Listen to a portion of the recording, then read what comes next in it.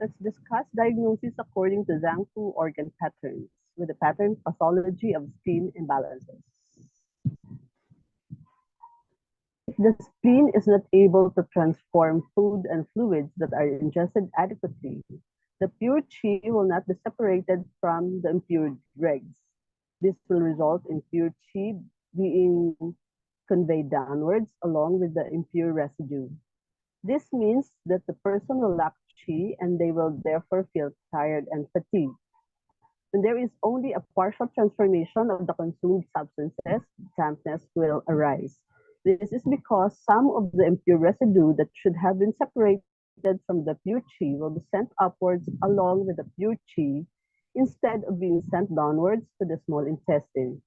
This can often be seen on the tongue, which develops a greasy or sticky coating. Dampness can result in fatigue because the spleen is overburdened and thereby produces less qi, and because dampness will inhibit the movement of qi in the body. When there is dampness, the fatigue will often be most pronounced in the morning and after consuming damp-producing foods. If there is spleen qi deficiency, the fatigue becomes more pronounced as the day goes on. Both dampness and spleen qi deficiency can manifest with fatigue and sleepiness after meals. This is because the spleen qi that is available is used to transform the food and because the dampness that arises as a result of the inadequate transformation or was already present will block the pure yang qi from ascending up to the head. Furthermore, damp phlegm can settle like a fog and block the shen. If the transformation of the food has been incomplete, or if there is dampness, the stool can be loose and formless. If there is spleen yang deficiency, or if there has been an invasion of exogenous damp cold that extinguishes the spleen's physiological fire, the transformation of the ingested food and liquids will be so limited that the stools are watery and contain undigested food. If there is damp heat, the heat can cause the stool to become sticky and odorous. There may well be a stinging or burning sensation in the rectum. The heat can be so intense that it agitates blood so much that it bursts the walls of the vessels, resulting in blood in the stool. Blood in the stool can also be seen when there is spleen qi deficiency because one of the spleen's tasks is to hold blood inside the vessels. If there is spleen qi deficiency, there can be bleeding in the intestines, and in fact, all forms of bleeding can be the result of spleen qi deficiency.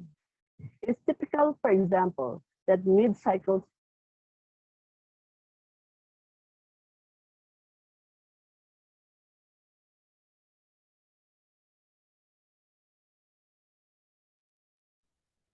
and it is typical, for example, that mid-cycle spotting and prolonged or heavy menstrual bleeding in women can be a manifestation of spleen qi deficiency.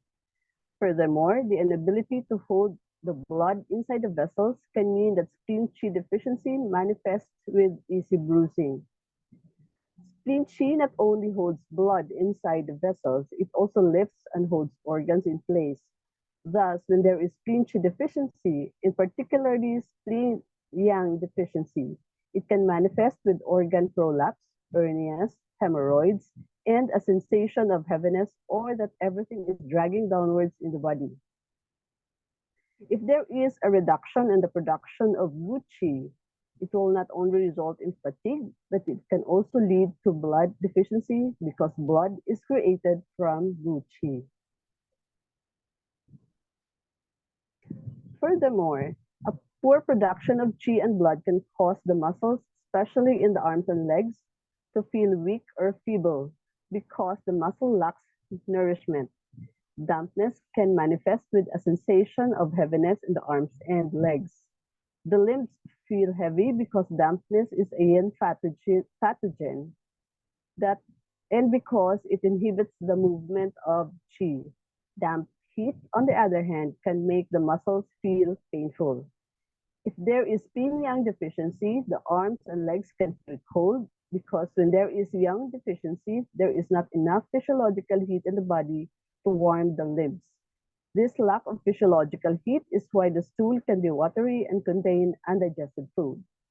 Watery stools and coldness of the limbs are key signs when differentiating spleen yang deficiency in relation to spleen qi deficiency.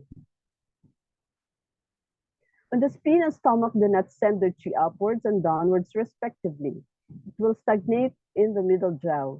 This will manifest as abdominal bloating and distension. The distension and bloating will be most apparent after the ingestion of food. The qi stagnation in and around the stomach and spleen can often manifest with a reduction in the appetite or nausea. Poor appetite is actually an interesting sign. The Chinese textbooks, poor appetite is a key sign when diagnosing spleen qi deficiency.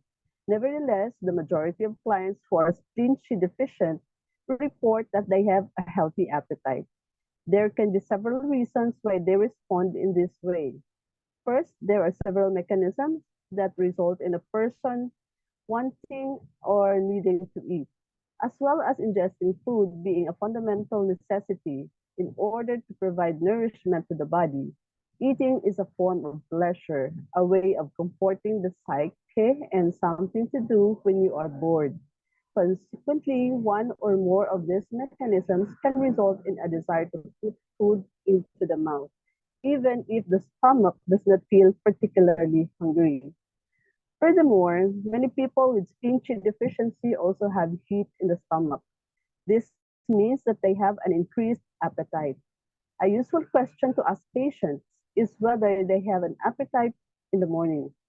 Many people who are spleen qi deficient have no appetite in the morning and often skip breakfast. This is because the spleen and stomach are too weak to send their qi up and down, and the circulation of qi in and around the middle jaw will only start functioning when there has been sufficient physical activity to activate it.